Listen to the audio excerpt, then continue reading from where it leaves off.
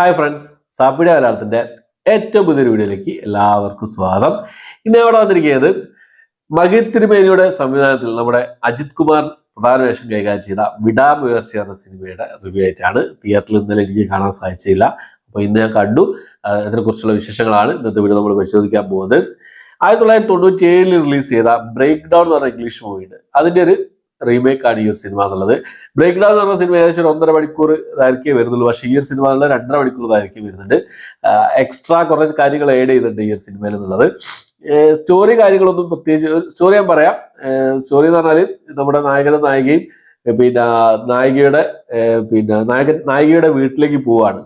Road മാർഗമാണ് പോകുന്നത്. അസർബൈജാനിലാണ് ഈ ഒരു സിനിമയുടെ സ്റ്റോറി നടക്കുന്നത്. അപ്പം ആ ഒരു റോഡിൽ നടക്കുന്ന കുറച്ച് സംഭവങ്ങളും കാര്യങ്ങളൊക്കെയാണ് സിനിമയിൽ പറഞ്ഞു പോകുന്നത്. ബ്രേക്ക് ഡൗൺ കണ്ടവരുണ്ടെങ്കിൽ സെയിം സാധനം, ഒരു വ്യത്യാസമില്ല, സെയിം സാധനം. അതിൽ ഇന്ത്യൻ ആ ഒരു ഇതിലേക്ക് വരുന്ന സമയത്തുള്ള കുറച്ച് ഇമോഷണൽ രംഗങ്ങളും മറ്റുള്ള കാര്യങ്ങൾ, ലവ് ട്രാക്ക്, അങ്ങനെയുള്ള കുറേ സംഭവങ്ങൾ കൂട്ടിച്ചേർത്തിട്ടുണ്ട്. പിന്നെ അതുകൂടാതെ ക്ലൈമാക്സിലെ കുറച്ച് കാര്യങ്ങളൊക്കെ മാറ്റം വരുത്തി, ചെറിയ ചെറിയ മാറ്റങ്ങളൊക്കെ വരുത്തിയിട്ടുള്ളതാണ്.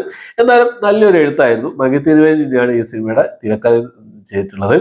നല്ലൊരു എഴുത്തായിരുന്നു. അത് നല്ല രീതി തന്നെ അവർ ചെയ്തിട്ടുണ്ടെന്നുള്ളതാണ്. ആ ഒരു ഡീസൻ്റ് ആയിട്ടുള്ള റീമേക്ക് തന്നെ പറയാം. ഇന്ത്യൻ വേഷനിലേക്ക് കൊണ്ടുവരുന്ന സമയത്ത് ബോറാക്കിയിട്ടില്ല, എവിടെയും ബോറാക്കിയിട്ടില്ല. ഞാൻ വേറൊരു കാര്യം പറയാം. നമ്മൾ അജിത്തിന്റെ സിനിമ എന്ന് കേൾക്കുമ്പോൾ നമ്മൾ വലിയ മാസ് സംഭവങ്ങളും കാര്യങ്ങളൊക്കെ നമ്മൾ പ്രതീക്ഷിക്കും. ഈ അദ്ദേഹത്തിന്റെ ഇൻട്രോ എന്ന് പറയുന്നത് തന്നെ വളരെ എന്താ പറയാ, തീരെ പ്രതീക്ഷിക്കാതെ നമ്മളൊരു വലിയൊരു സംഭവം കാര്യമുള്ള ഇൻട്രോ നമ്മൾ പ്രതീക്ഷിക്കുക. നൈസായിട്ടുള്ള ഇൻട്രോ ആയിരുന്നു. പിന്നെ വിടാമുയർച്ചയുടെ പേര് എഴുതി കാണിച്ച്, പിന്നെ പേരൊക്കെ എഴുതി കാണിച്ച ശേഷം സ്റ്റാർട്ടിങ് തന്നെ കാണിക്കുന്നുണ്ട്. ഒരു ഡിക്കി തുറക്കുന്ന ഒരു സീനുണ്ട്. നല്ല സിമ്പിളായിട്ടുള്ള, വളരെ സിമ്പിളായിട്ടുള്ള ഒരു ഇൻട്രോ ആയിരുന്നു നമ്മൾ അജിത് കുമാർ ഉണ്ടായിരുന്നുള്ളത്. ഒരു ഫാൻസിന് പറ്റിയൊരു സിനിമയായിട്ട് എനിക്ക് തോന്നിയിട്ടില്ല. വളരെ നൈസായിട്ട് എടുത്ത ഒരു സിനിമ. ഒരു വൗ ഫാക്ടർ കാര്യങ്ങളൊന്നും എനിക്ക് ഈ സിനിമയിൽ കൂടുതലായി തോന്നിയിട്ടില്ല എന്നുള്ളതാണ്.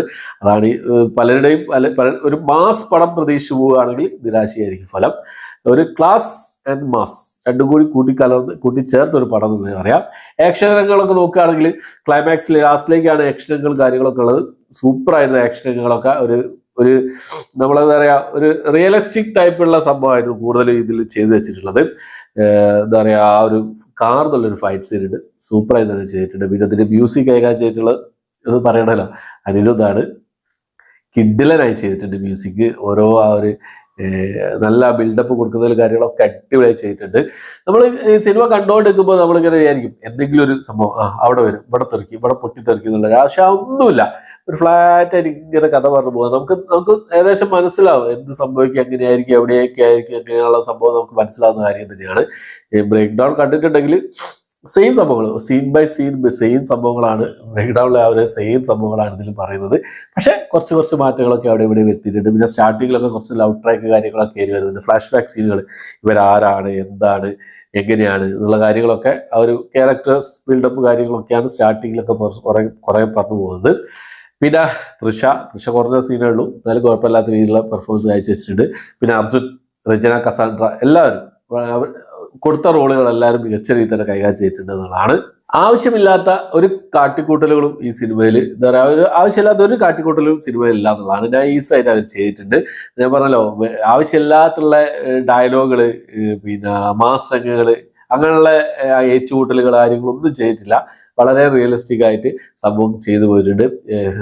നമ്മുടെ അജിത്തിന്റെ ആ ഒരു ഇത് മതി, ആ ഒരു നടത്തം, ആ സ്ക്രീനിൽ, ആ സ്ക്രീൻ പ്രസൻസ്, ആ ഡയലോഗ്സ്, അദ്ദേഹത്തിന്റെ സൗണ്ട്, അതെന്നെ മതി, വേറെ ഒന്നും വേണ്ട. കണ്ടിരിക്കാം, നമുക്ക് ഇങ്ങനെ കണ്ടിരിക്കാം.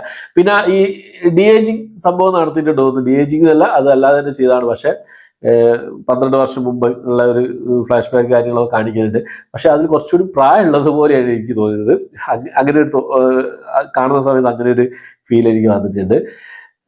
അത്രയൊക്കെ തന്നെയുള്ള സിനിമയെ കുറിച്ച് പറയാൻ. ഒരു ഡീസന്റ് വാച്ചാണ്. എന്നിലെ പ്രേക്ഷകരെ നിരാശനാക്കിയിട്ടില്ല ഈ ഒരു സിനിമ എന്നുള്ളതാണ്. ഒരു തട്ടുപൊളിപ്പൻ മാസ് മസാല ആക്ഷൻ മൂവിയൊക്കെ പ്രതീക്ഷിച്ചു പോകുന്നവർക്ക് നിരാശയായിരിക്കും ഫലം എന്നുള്ളതാണ്. നല്ലൊരു ഡീസന്റ് റീമേക്ക് ആയിരുന്നു ഈ ഒരു സിനിമ എന്നുള്ളത്. ബ്രേക്ക് ഡൗൺ എന്നുള്ള സിനിമയുടെ റീമേക്ക് നല്ല രീതിയിൽ തന്നെ അവർ ചെയ്തിട്ടുണ്ട്. കുഴപ്പമില്ല. ബ്രേക്ക് ഡൗൺ ഞാൻ കണ്ടതാണ്. സീൻ ബൈ സീൻ കാര്യങ്ങളൊക്കെ ഇതിലുണ്ട്.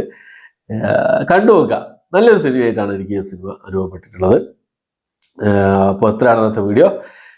പിന്നെ വീഡിയോ ഇഷ്ടപ്പെട്ടെങ്കിൽ ലൈക്ക് ചെയ്യാൻ, ഷെയർ ചെയ്യാൻ, സബ്സ്ക്രൈബ് ചെയ്യാൻ മറക്കാതിരിക്കുക. ഈ സിനിമ ഇതിനോടൊപ്പം തന്നെ തിയേറ്ററിൽ കണ്ടവരുണ്ടെങ്കിൽ നിങ്ങളുടെ അഭിപ്രായങ്ങൾ കമന്റ് ബോക്സിൽ രേഖപ്പെടുത്താൻ ശ്രമിക്കുക. ഓക്കെ, അപ്പോൾ പുതിയൊരു വീഡിയോ ആയിട്ട് വരുന്നവരേക്കും ബൈ.